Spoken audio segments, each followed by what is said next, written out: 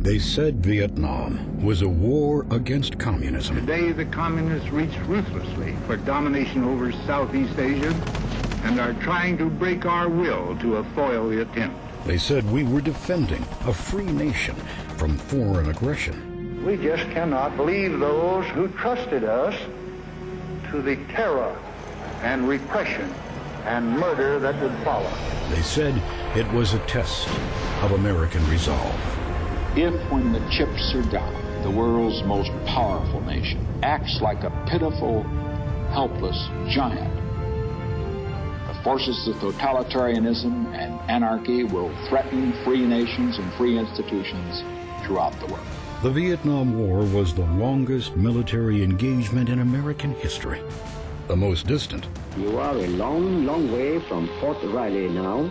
And among the most divisive. Americans remember the images, the anguish, and the ending. These events, tragic as they are, portend neither the end of the world nor of America's leadership in the world. But few know the whole story of America's long involvement in the place called Vietnam.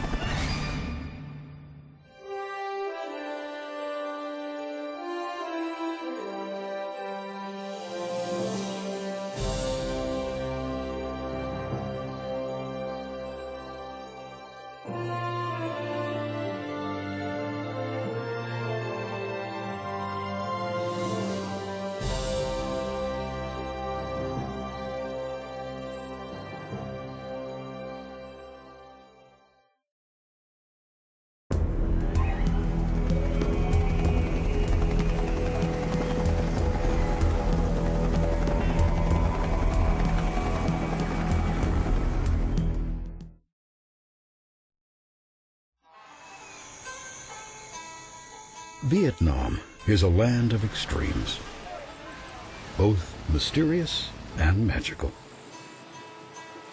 It's a restless place whose people have been shaped by centuries of struggle and warfare. European explorers discovered the region in the 1600s. They came first to spread Christianity, then to trade, then to plunder, and finally to conquer. By the end of the 19th century, the three regions of Vietnam, Cochin China, Tonkin, and Annam, were joined with Cambodia and Laos to form French Indochina. The native peasants became slave labor as Vietnam's rice, rubber, and other resources fueled the expanding French Empire. But even under the iron fist of French rule, the Vietnamese remained defiantly independent. We have had enormous difficulties in enforcing our authority.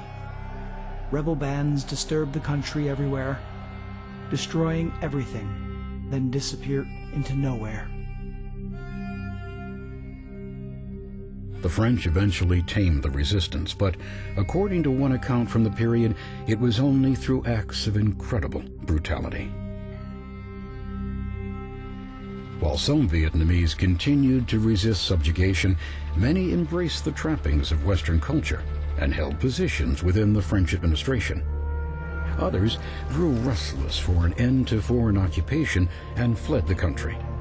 Among them, the future leader of communist Vietnam, Ho Chi Minh. Philosopher, poet, nationalist, revolutionary. Ho arrived in Paris around 1919 and became a leading voice among 100,000 Vietnamese expatriates. Inspired by American President Woodrow Wilson's pledge of self-determination for all nations, Ho Chi Minh brought his dreams of autonomy to the Versailles Peace Conference in 1919, only to learn that Wilson's New World Order did not apply to Asia. Ho then turned to socialism before embracing communism. He established the Communist Party of Vietnam and traveled to Moscow, where he encountered Stalin and Trotsky, whose Bolshevik revolution had toppled the Russian monarchy. It was here, in the newly forged Soviet Union, that Ho Chi Minh glimpsed the power and influence that could liberate Vietnam. He would later write, "It was patriotism, not communism, that inspired me." The French resistance has collapsed and the Maginot Line has been broken, destroying all French resistance. Paris is an open city. At the outbreak of World War II, the Axis powers of Germany, Italy, and Japan seemed unstoppable. With the fall of France, Japan seized control of the French colonies in Indochina. For Ho Chi Minh, it was an opportunity to rekindle the fight for Vietnamese independence. He returned to Vietnam and formed a national liberation movement called the Viet Minh to oppose the Japanese occupation and fight for an end to French colonial rule. Within 4 years, Ho Chi Minh had built the Viet Minh into the most influential political group in Vietnam. During this time, Ho wrote repeatedly to U.S. President Franklin Roosevelt, appealing for diplomatic recognition. Roosevelt was openly critical of French imperialism and opposed a resumption of colonial rule. Ho felt sure he would gain the support of the American president. World War II ended in August 1945. With their empire in ruins, Japanese troops abandoned Vietnam, and the Viet Minh quickly assumed control of the country. Ho Chi Minh declared Vietnam's independence and established a provisional government. For the first time in its modern history, Vietnam was free of foreign domination and united from north to south.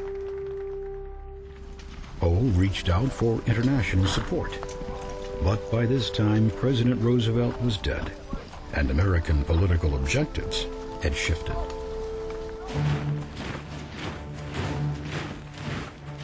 The Soviets were enslaving the countries of Eastern and Central Europe, and containing the further spread of communism became the post-war obsession of the United States and its allies. While patriotism may have inspired Ho Chi Minh, in the eyes of America, he was just another communist, caught on the wrong side of the emerging Cold War. Vietnam's newly proclaimed independence was fleeting. France immediately reasserted its authority in the south of Vietnam and moved to reconquer the rest of the country. The 8-year conflict that followed is known as the First Indochina War. It began as a colonial war between the French Union and Ho Chi Minh's Viet Minh guerrillas to determine who would rule Vietnam. But it soon turned into a Cold War crisis. The United States began to send money and arms to support the French, while Communist China and the Soviet Union sent arms to the Viet Minh. By 1953, the fighting had consumed nearly 400,000 French and Vietnamese lives, and France was searching desperately for a way out. In November 1953, 12,000 French paratroopers descended into the valley of Dien Bien Phu in northwest Vietnam. Their mission was to draw the Viet Minh into a final, decisive battle to win the war. French commanders considered their base to be untakeable. They assumed the Viet Minh had neither the men nor the munitions to mount an offensive. But they had both, and Dien Bien Phu would become the greatest military defeat in French history. Over 50,000 Viet Minh troops scaled the surrounding hills, many pulling massive artillery pieces behind them. When it came, the Viet Minh attack was overwhelming. The French airstrip and artillery positions were quickly destroyed. With no way in or out, the besieged garrison became, in the words of one soldier, hell in a very small place.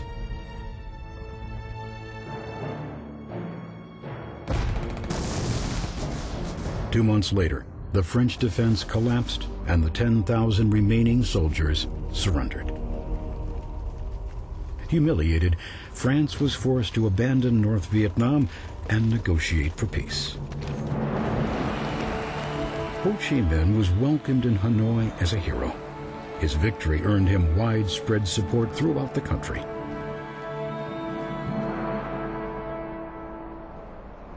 In Geneva, Switzerland, world leaders gathered to discuss the problems of Indochina and work towards a peaceful settlement for Vietnam. The growing Cold War cast its shadow over the conference. Amid fears that continued fighting might draw the superpowers into the conflict, the Viet Minh were forced to concede what they had won on the battlefield. The ceasefire agreements, known as the Geneva Accords, called for Vietnam to be temporarily divided at the 17th parallel. The communist government of Ho Chi Minh would rule the north from Hanoi, while a Western-backed administration would govern the south from Saigon. National elections would be held in 2 years to reunite the country and allow the Vietnamese people to choose their own government. The Geneva Accords marked an end to the First Indochina War, but did nothing to solve the underlying problems in Vietnam. The country remained divided, and a new war would soon begin, even more horrible than the first.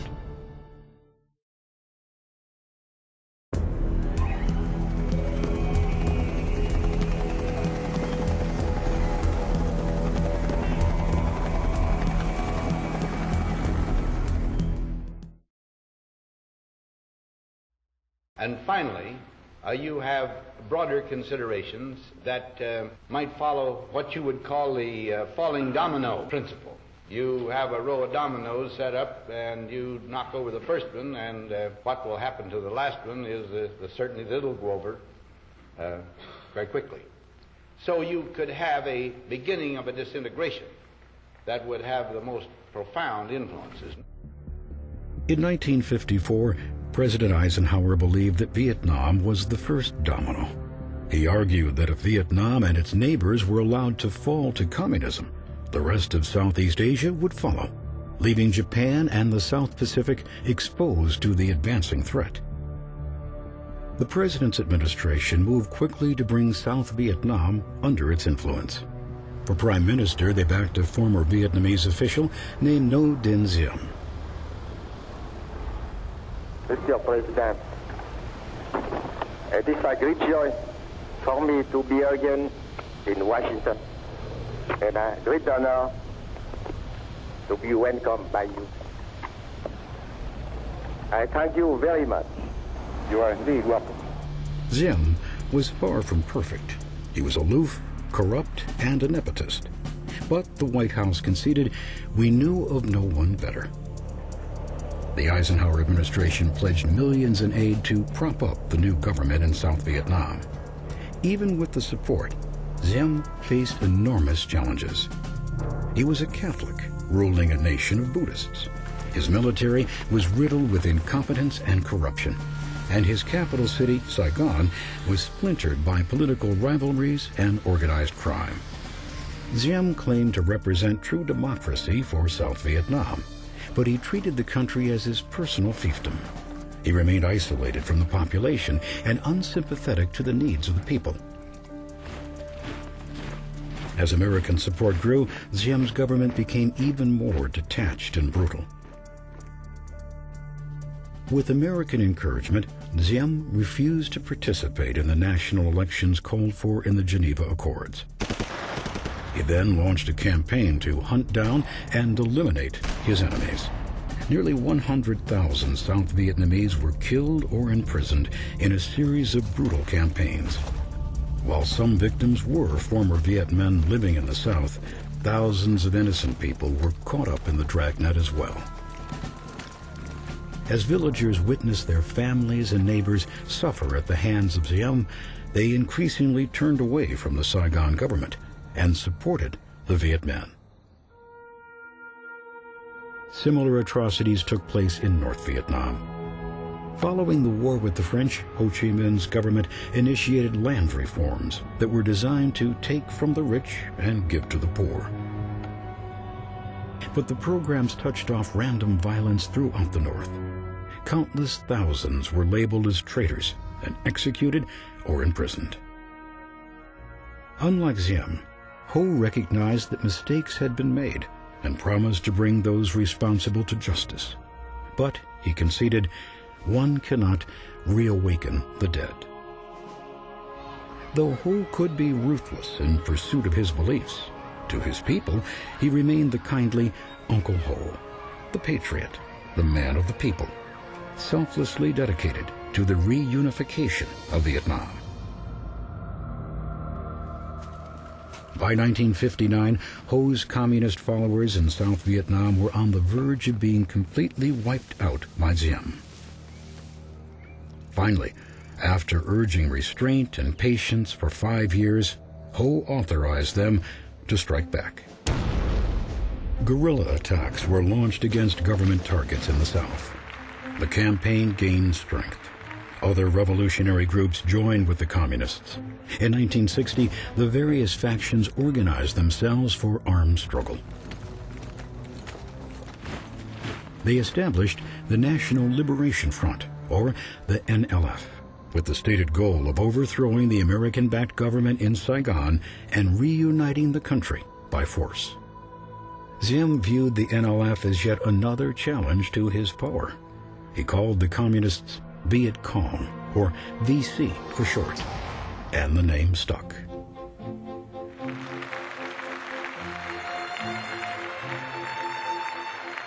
In 1961, as President Eisenhower welcomed the new president to the White House, Vietnam was little more than a footnote to U.S. foreign policy. But John F. Kennedy, with all his style and air of confidence, had inherited a powder keg, and the war in Vietnam was about to turn hot, bloody, and expensive.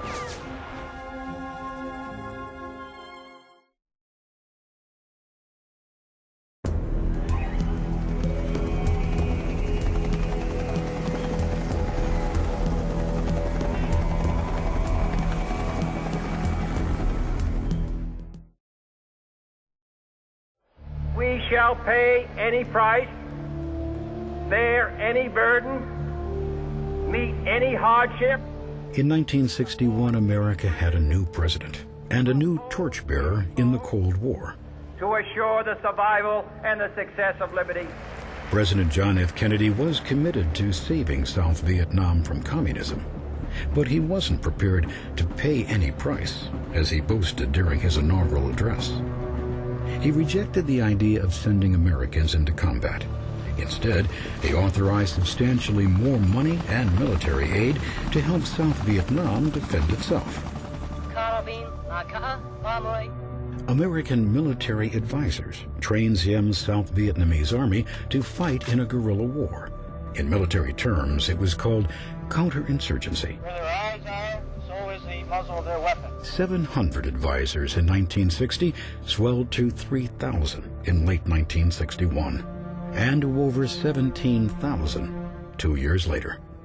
Officially, their role was limited to combat training and support operations.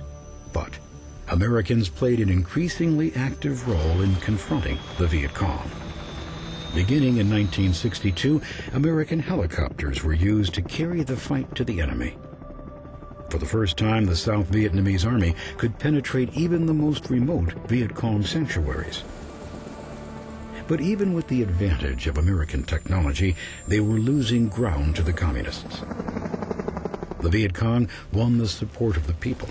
They received food, shelter, and information. Most peasants detested Diem's army and resented the foreign support of the United States. American officials ignored this struggle for the hearts and minds of the people and instead focused on misleading reports from the battlefield. In October 1962, Defense Secretary Robert McNamara reported optimistically that every quantitative measurement shows that we are winning the war. To sever the link between villagers and communist guerrillas, the Diem government forced millions of South Vietnamese to leave their homes and relocate to fortified villages called strategic hamlets.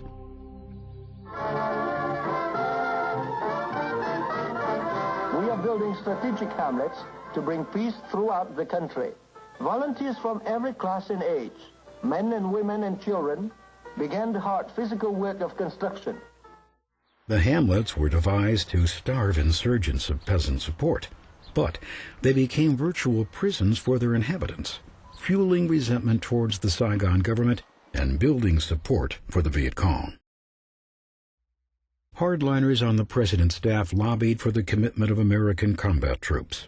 A few counseled for a complete withdrawal from Vietnam. But Kennedy believed the middle ground was the right course, and that progress was being made. No, we are putting in a major effort in Vietnam. As you know, some phases the military program has been quite successful. There is great difficulty, however, in fighting a guerrilla war. You need 10 to 1 or 11 to 1, especially in terrain as difficult as South Vietnam.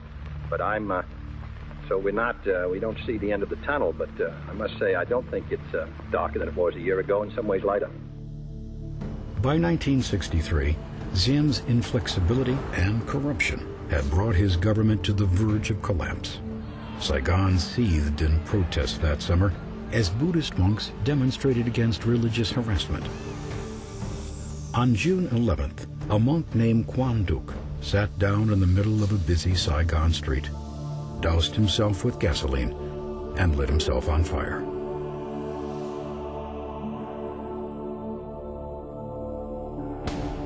Images of the burning monk shocked the world.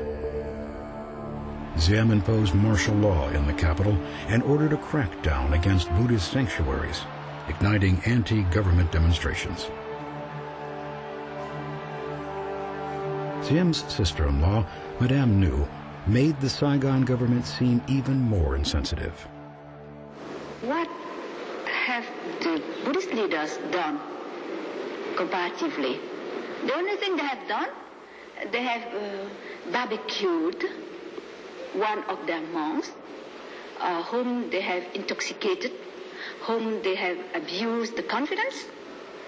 And even that barbecuing was done not even with self-sufficient means, because they use imported gasoline. In the final analysis, it's their war. Do you think that this government still has time to regain the support of the people? With changes in policy and perhaps in personnel, I think it can. If it doesn't make those changes, I would think that the chances of winning it would not be very good.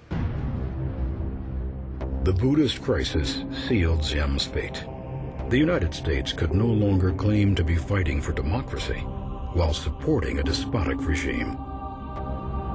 With American consent, a military coup was launched on November 1st, 1963. With the presidential palace under siege, Diem escaped, only to be recaptured within hours. By the following morning, he was dead. 3 weeks later, President Kennedy was assassinated. Diem's murder would haunt American leaders in the years ahead, and the nation's complicity in his demise would draw the United States ever deeper into the quagmire that was Vietnam.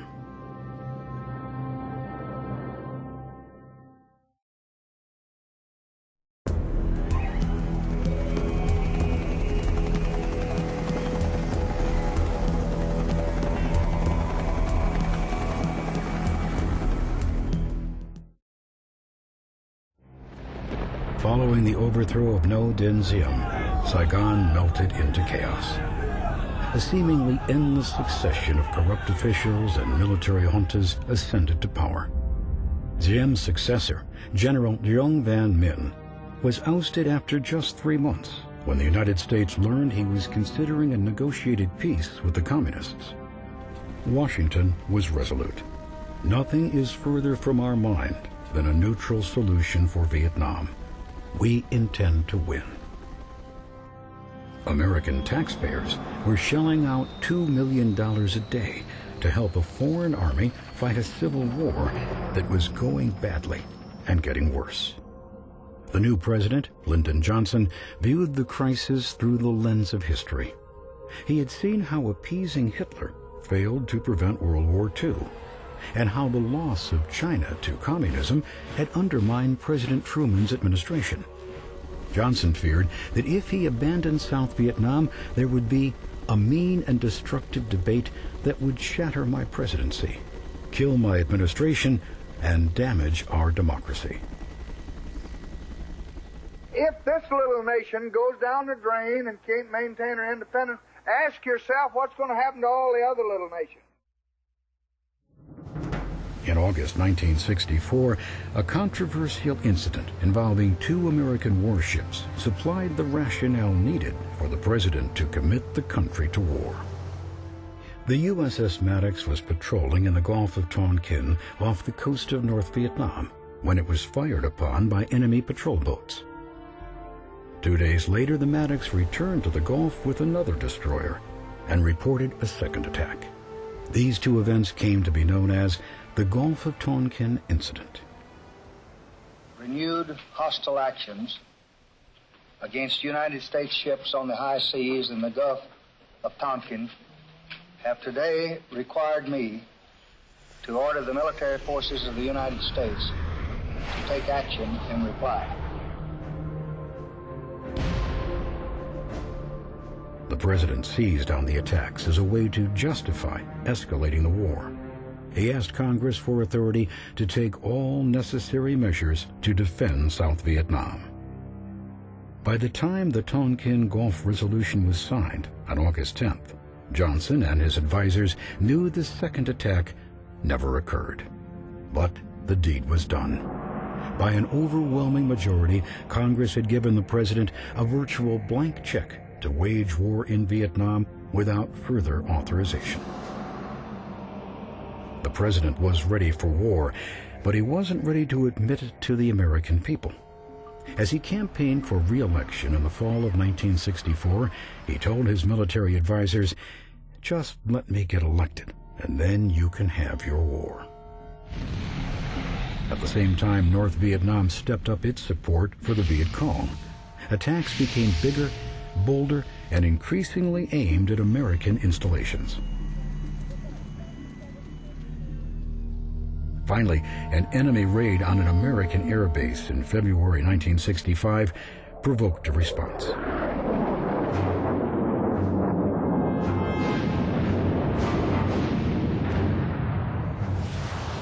President Johnson authorized the sustained bombing of targets in North Vietnam. Operation Rolling Thunder was slated to last 8 weeks. Instead, it lasted over 3.5 years. More than 800,000 tons of ordnance were dropped on Vietnam at a cost of nearly $1 billion to U.S. taxpayers. But even at that price, the air war failed to make a dent in the resistance.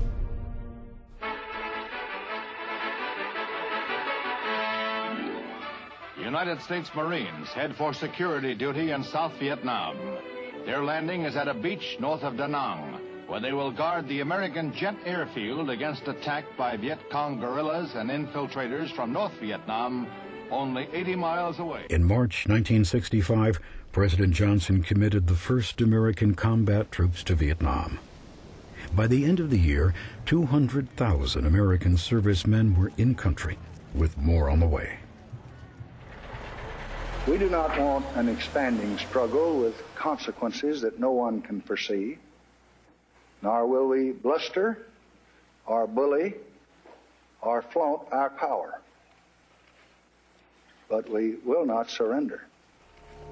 I have asked the commanding general what more he needs to meet this mounting aggression. He has told me, and we will meet his needs. South Vietnam was violently transformed as the United States laid in the military apparatus to wage war. Engineers built roads, bridges, fuel and arms depots, helicopter pads, and airfields. Harbors were dredged to accommodate American warships. The country was wired for communications, an undersea cable laid to connect Washington and Saigon. By 1967, 1 million tons of supplies each month were pouring into South Vietnam. The U.S. sought to limit casualties through the use of the latest military technology. long-range artillery, and the extensive use of air power saved countless thousands of American lives. Those who were injured could be evacuated and on the operating table within minutes, dramatically reducing the number of fatal injuries. At the height of the war, the skies over South Vietnam were the world's busiest. Fighter jets, helicopters, carpet bombers, and even a hot-rodded transport plane dubbed Puff the Magic Dragon that spewed 18,000 ammunition rounds per minute. U.S. pilots flew nearly 2 million combat missions during the conflict and dropped nearly every bomb in the American arsenal. Phosphorus bombs, napalm bombs, and cluster bombs that spawned hundreds of lethal fragments.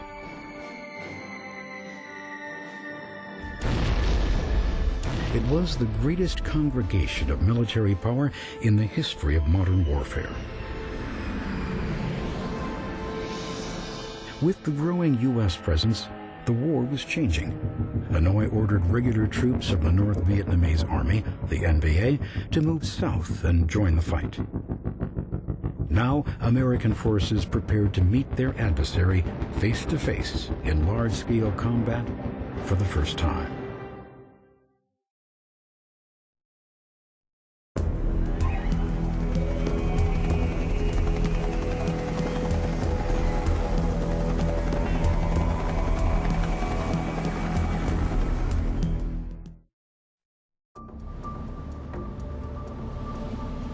Lyndon Johnson was gambling his political career that American military power would convince Ho Chi Minh to abandon support for the Viet Cong.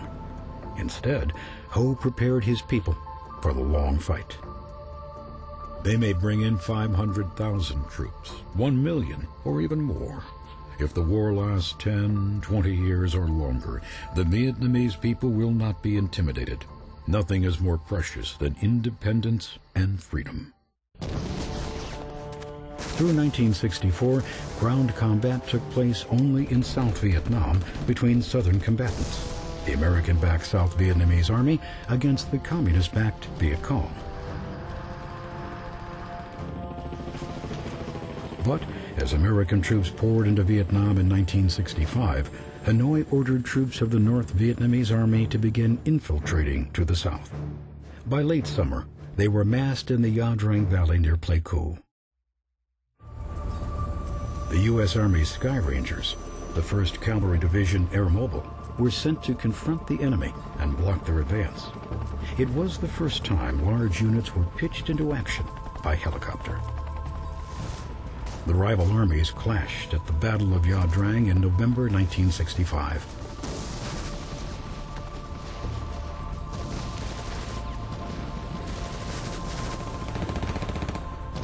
The firefight spanned 4 days and influenced the strategy for much of the war that followed. The combination of American air mobility and massive firepower killed more than 2,000 communist fighters, 10 times the number of Americans who fell.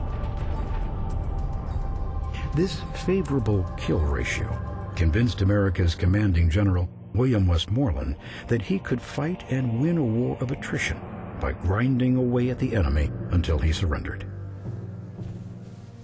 Despite their losses, the North Vietnamese Army did not view Ia Drang as a defeat. From the experience, they adapted their strategy to avoid large-scale confrontations and build on the techniques of guerrilla warfare they had employed for centuries, engaging the enemy at close range by surprise when possible, and then fleeing before air and artillery support could be called in.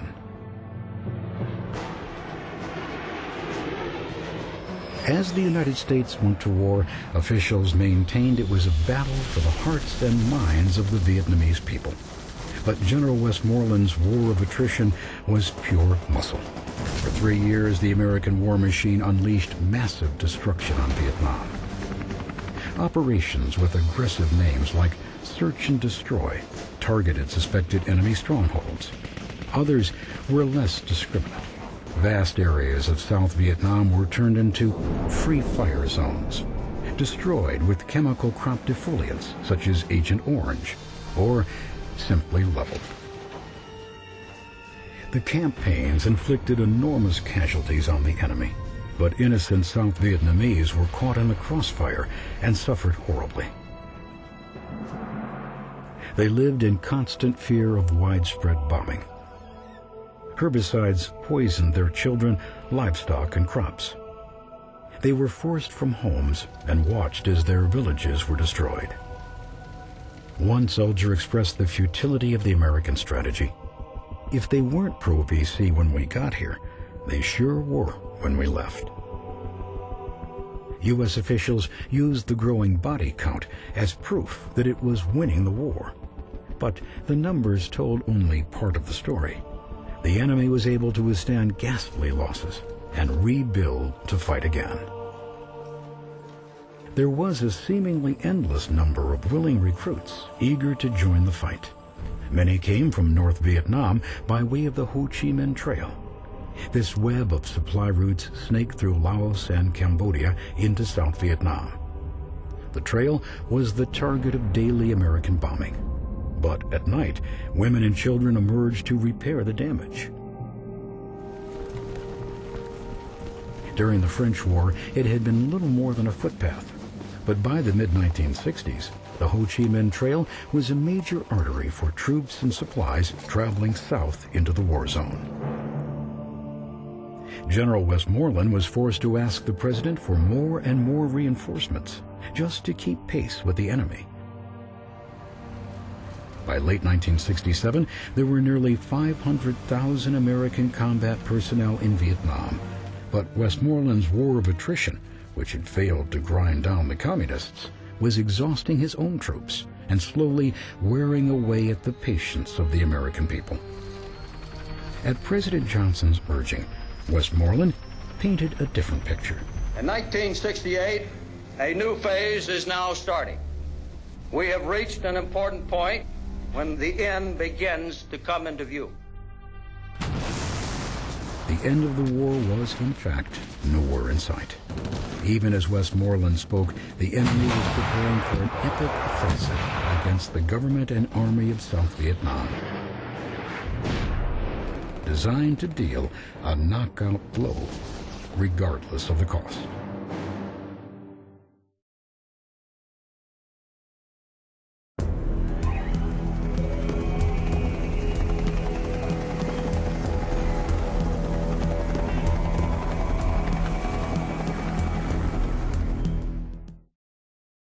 And this administration today, here and now, declares unconditional war on poverty in America. Lyndon Johnson had prepared his entire political life to fight the war against America's social ills. He called his sweeping vision the Great Society.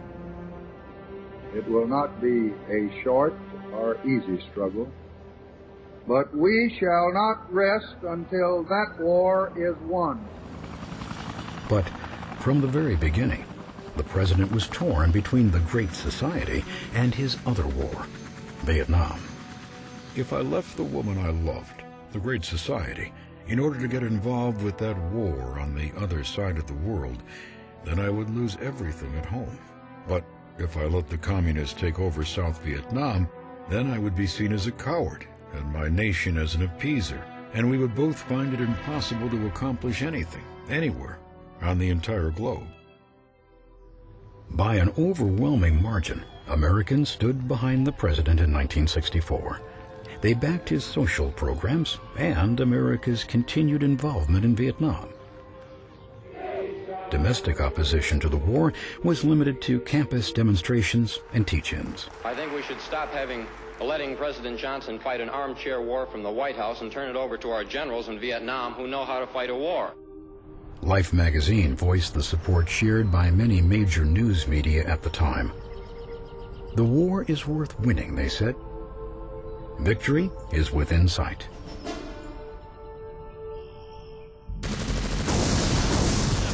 But within 2 years, attitudes had changed. There was a widening gap between official U.S. statements of progress and the dismal facts on the ground. Many called it a credibility gap. In 1967, Life conceded that America had gone into Vietnam for honorable and sensible purposes. But the undertaking had proven harder, longer, more complicated than anticipated. The war was no longer worth winning. It was no longer something to ask young Americans to die for. That sentiment echoed in major cities across the country.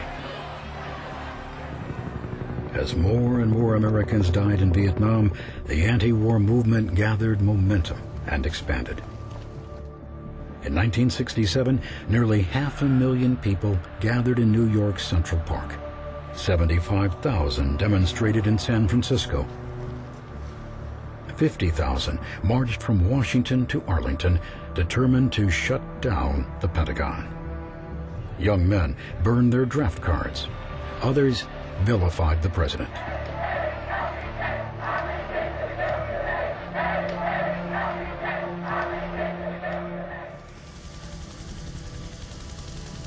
Not only are we bleeding our men, having them die in Vietnam, we are spending at the rate of about $30 billion a year. Now that's more than we spend on our entire housing program. It's more than we spend on our entire poverty program in a year. President Johnson initially believed the nation could afford to fight the war in Vietnam and support the social programs of the Great Society. But as the cost of both escalated, it was simply not sustainable. Taxes rose, inflation soared, the economy faltered. The president was forced to scale back the Great Society to pay for Vietnam. Dr. Martin Luther King Jr., who had rallied support for Johnson's domestic agenda, condemned the injustices he saw. The bombs in Vietnam exploded home. They destroyed the dream and possibility for a decent America. It is estimated that we spend $322,000 for each enemy we kill in Vietnam, while we spend in the so-called war on poverty in America only about $53 for each person classified as poor. Until the president stands up and says we're bringing all of the troops home as quickly as we can bring them home, we're bringing them home now, I think the anti-war sentiment in the country will continue to grow. We have to bring them home, and we have to bring them home immediately. Opposition to the war did grow among Americans from all walks of life. But at the same time, the anti-war movement merged with the counterculture of the 1960s. It became fragmented and militant. Because the Democratic Party has blood on its hands. Long-haired hippies represented what middle-class America despised: sex, drugs, and rock and roll. At 5, 6, 7, open up the pearly gate. There ain't no time to wonder why. Whoopee, we're all gonna die. Even as the war became increasingly unpopular, Americans still feared the menace of communism. That ending the conflict is not so simple as just calling it off and coming home, because the price for that kind of peace could be 1,000 years of darkness for generations yet unborn. Can you imagine a protester in Hanoi, how far he'd get if he wanted to protest North Vietnam sending troops into South Vietnam or into Laos or Cambodia? He'd end up in a jug. By 1968, America was more divided than at any time since the Civil War. And it was about to get much, much worse.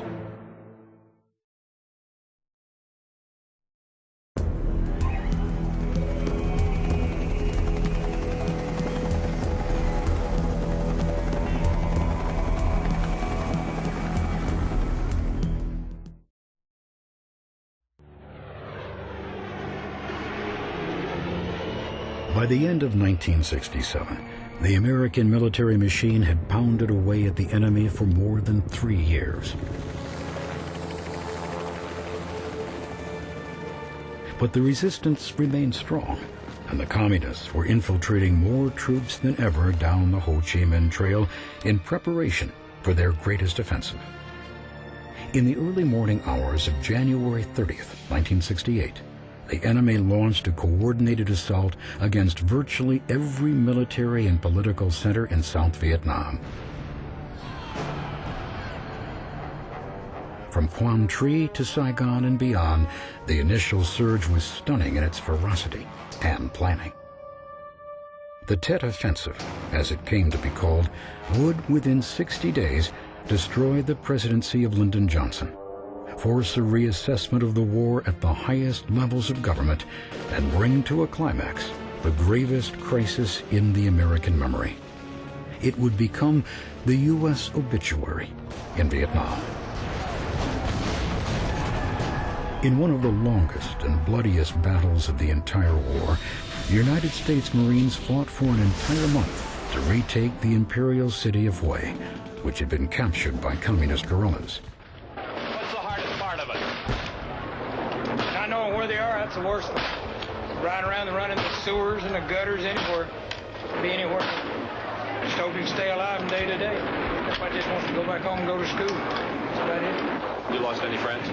Quite a few. We lost one the other day. The whole thing stinks, really.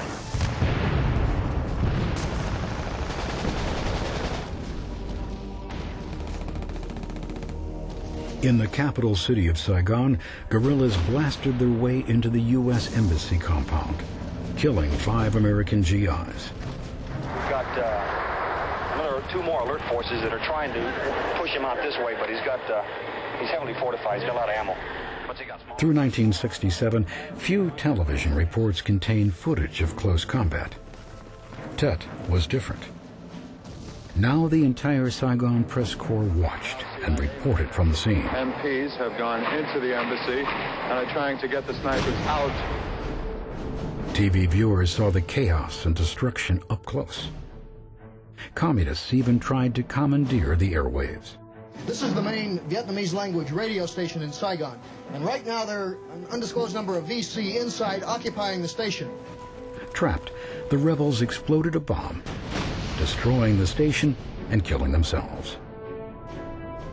The Tet Offensive was designed to trigger a popular revolt against the Saigon government and the South Vietnamese army.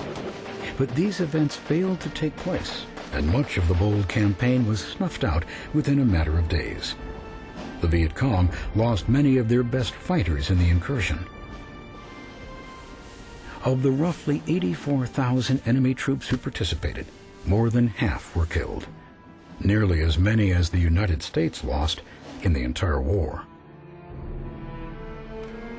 But the sheer scale and boldness of the attacks delivered a fatal blow to the political support for the war in the U.S., thanks in part to the American media.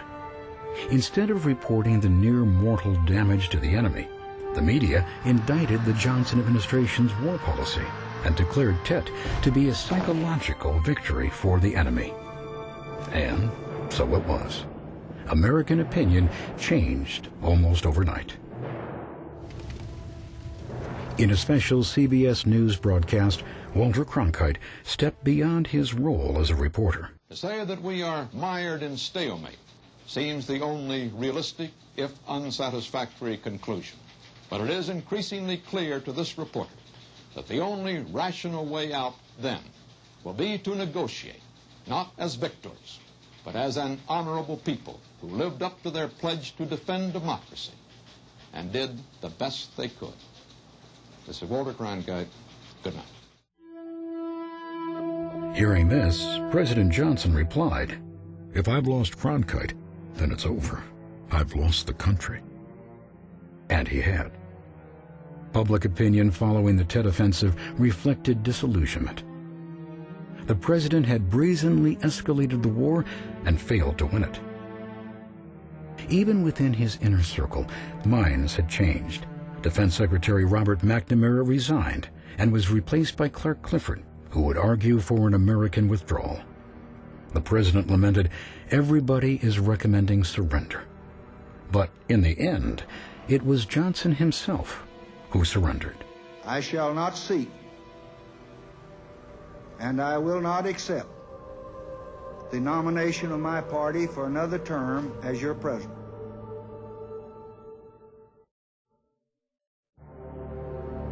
Lyndon Johnson's abdication had a note of finality, but the president presided over the remaining months of 1968, some of the most tumultuous weeks in the nation's history. That we as a people will get to the promised land. In April, Dr. Martin Luther King Jr. was cut down by an assassin in Memphis. Violence erupted on the streets of America's inner cities.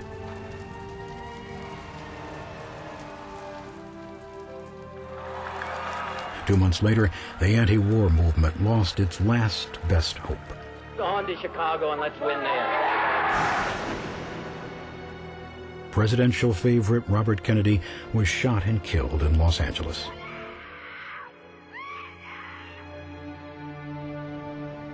In this climate of near anarchy, the Democrats held their nominating convention in August 1968. The people of Chicago and its mayor are proud to welcome a great political gathering of Americans. Thousands of anti-war demonstrators converged on the site of the Democratic National Convention, hoping to galvanize public opinion against the war. Police and federal troops were waiting. With the eyes of the nation focused on Chicago, the city erupted in violence.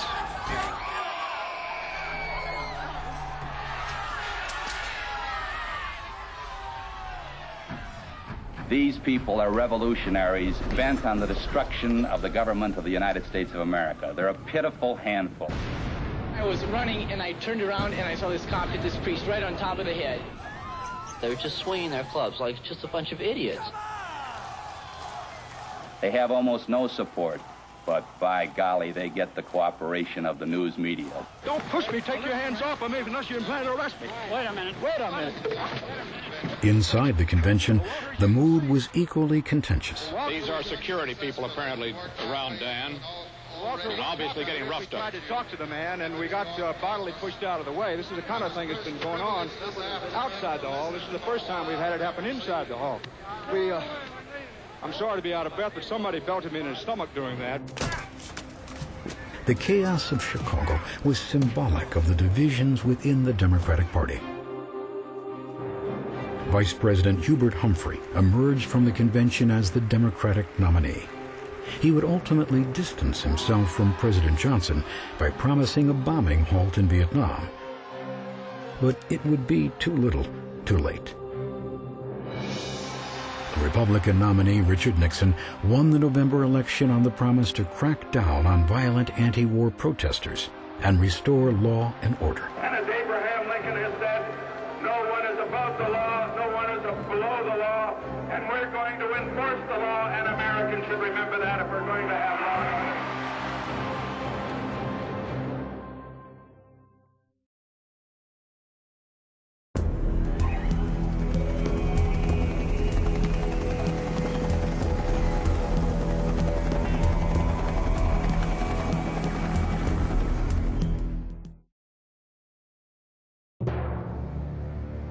By the time President Richard Nixon reached the White House, he had ruled out a military victory in Vietnam.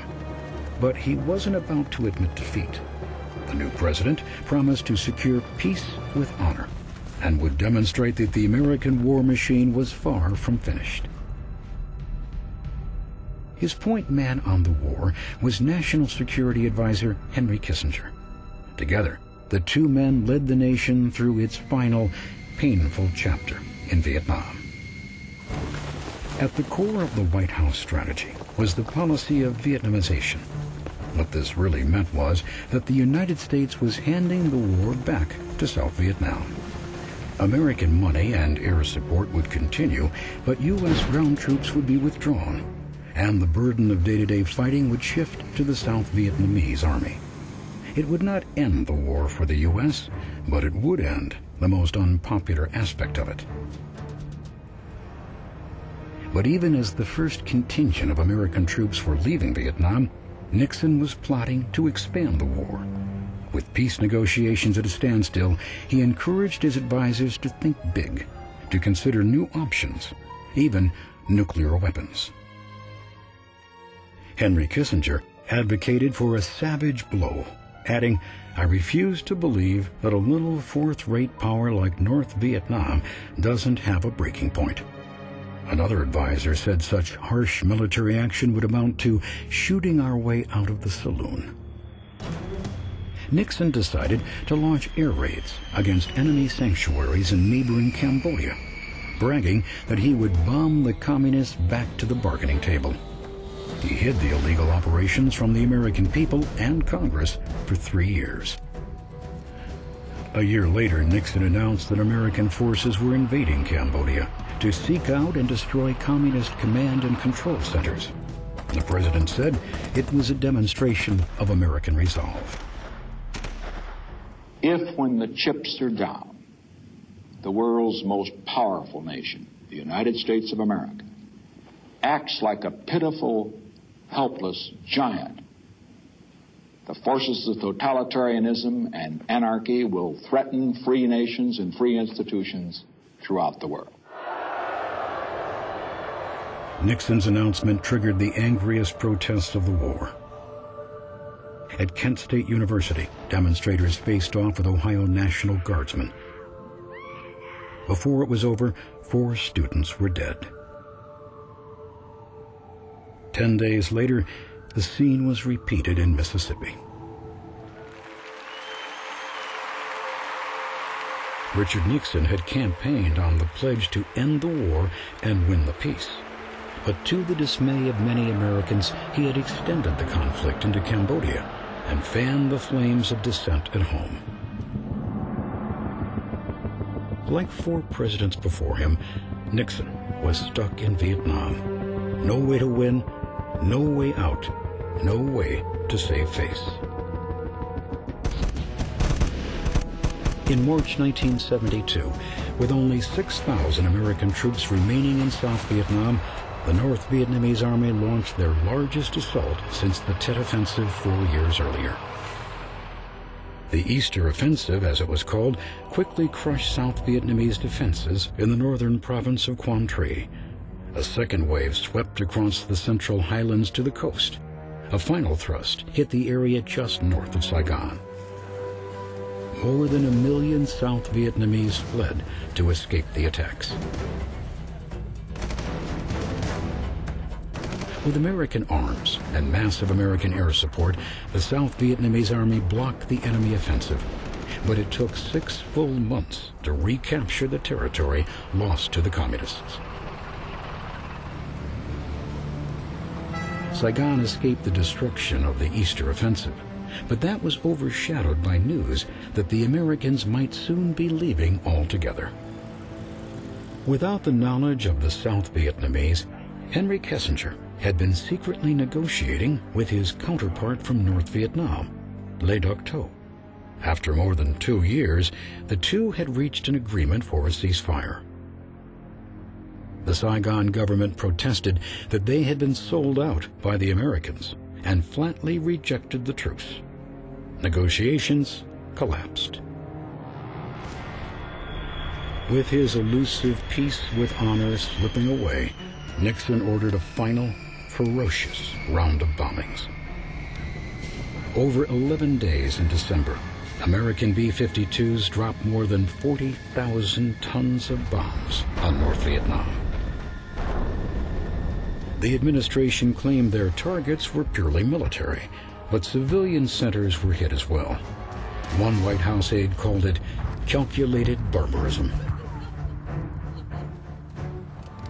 The carnage was enough to restart negotiations. Kissinger and Le Duc Tho returned to Paris on January 8th. By the following day, they reached an agreement to end the fighting in Vietnam. A ceasefire, internationally supervised, will begin at 7 p.m. this Saturday, January 27, Washington time. Within 60 days from this Saturday, all Americans held prisoners of war throughout Indochina will be released. There will be the fullest possible accounting for all of those who are missing in action. During the same 60-day period, all American forces will be withdrawn from South Vietnam. The people of South Vietnam have been guaranteed the right to determine their own future without outside interference.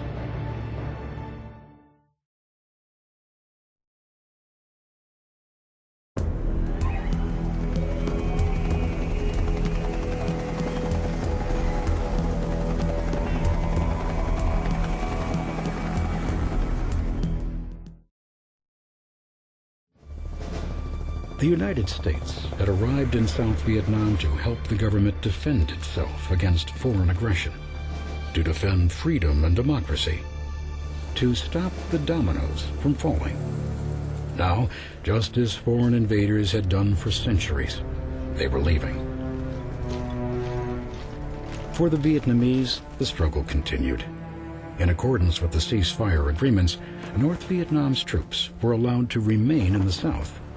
South Vietnam refused to acknowledge their legitimacy and prepared for more bloodshed. President Nixon promised American aid would continue and that the U.S. would respond with full force if the communists violated the ceasefire. But Nixon's presidency was coming unraveled. Congressional hearings revealed the president and his staff had waged an illegal war on the home front against political opponents, members of the media, leaders of the anti-war movement. Crimes had been committed. Congress threatened impeachment. We have reached the moment when we are ready to debate resolution calling for the impeachment of Richard M. Nixon. Mr. Danielson. Aye. Mr. Drinan. Aye. Mr. Rangel. Aye. Miss Jordan. Aye. Mr. Smith. No. Mr. Sandman. No. Mr. Railsback. Aye. Mr. Rodino. Aye. For President Nixon, it was the end of the line. I shall resign the presidency effective at noon tomorrow. Vice President Ford will be sworn in as president at that hour in this office.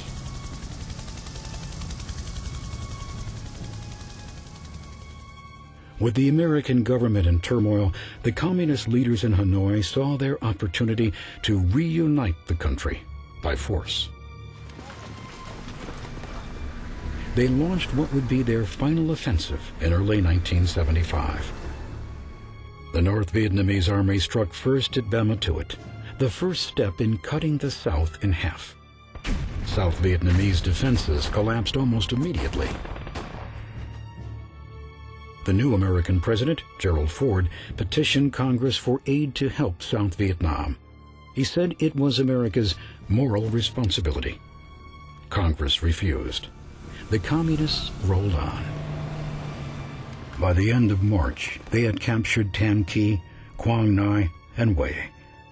2 million refugees fled to Da Nang. Trapped by the advancing communist army, they thronged to airports, docks, and beaches. Only 50,000 escaped before the city was overrun by the North Vietnamese. The capital city of Saigon was in panic. Thousands jammed the courtyard of the U.S. Embassy, desperate for protection. On April 29th, with the Saigon airport already under communist control, the U.S. set in motion the largest helicopter evacuation in history. Over the next day, Marine helicopters shuttled more than 7,000 people from the beleaguered capital to U.S. aircraft carriers waiting offshore. The next day, the communists arrived in Saigon and stormed through the gates of the presidential palace. It had taken more than 20 years, but they had achieved their goal of victory, independence, and unity.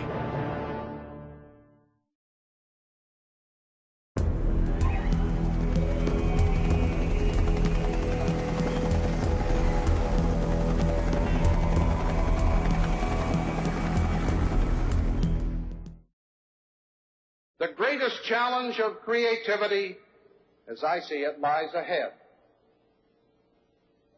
We, of course, are saddened indeed by the events in Indochina. But these events, tragic as they are, portend neither the end of the world nor of America's leadership in the world. Vietnam was the longest military engagement in American history, the most distant, the least relevant to the nation's concerns, and the most divisive in more than a century. The war affected every American. It cost more than $130 billion, siphoned money away from domestic programs, and destabilized the economy to the point of crisis. It proved that not even the richest, most powerful nation in the world had unlimited strength and resources. 2 million Americans served in Vietnam. 58,000 died there. More than 300,000 were wounded. Countless veterans suffered the chronic anxiety and depression of post-traumatic stress disorder, alcoholism, and substance abuse. Exposure to the chemical Agent Orange caused long-term medical ailments, including cancer, in thousands of vets. POW groups contend that some of the 2,500 servicemen listed as missing in action continue to be held in Vietnam against their will. No compelling evidence has proven this to be true. In 1982, the country took a step towards healing with the dedication of the Vietnam Veterans Memorial in Washington, D.C. It has become a site of pilgrimage for veterans and all Americans. Vietnam revealed the limits of American power and eroded Americans' confidence in themselves and their government. In the years following the war, the United States questioned its role in world affairs and viewed each foreign engagement through the lens of Vietnam. This reaction came to be called the Vietnam Syndrome. Vietnam ushered in a decade of conflict between Congress and the executive branch that lasted well into the 1970s. For the U.S. military, the defeat forced a complete re-evaluation from within that resulted in the modern technology-based fighting force of the 1980s and beyond.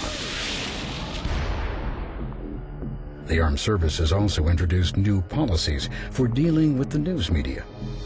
Reporters and journalists would cover future conflicts, but they would never again have the unfettered access they enjoyed in Vietnam. America's losses, however painful, paled in comparison to those of Vietnam. By the end of the war, the country was physically ruined. Nearly 3 million Vietnamese perished in the fighting. Half were civilian casualties. Millions of others were injured, maimed, or left homeless. In neighboring Cambodia, the U.S. invasion triggered a civil war and unleashed a reign of terror by the communist Khmer Rouge faction. By 1979, 1 in 5 Cambodians had become victims in the genocide of the killing fields. Millions fled political persecution in Vietnam, Cambodia, and Laos and took to the sea. To the world, these boat people symbolize the tragedy and desperation of Vietnam. With the fall of Saigon in 1975, Vietnam was reunited under communist rule as the Socialist Republic of Vietnam. The country had defeated the United States and was free of foreign occupation for the first time in a century. But, as Vietnam's Prime Minister recognized, we are plagued by problems. We do not have enough to eat. We are a poor, underdeveloped nation. Waging a war is simple, but running a country is very difficult. Under communist rule, millions of former South Vietnamese were persecuted. At the insistence of the United States, the international community turned away from Vietnam. Alienated by the world community and faced with enormous problems, Vietnam relied increasingly on the Soviet Union for aid. But in 1986, Vietnam declared communism a failed experiment and vowed radical change.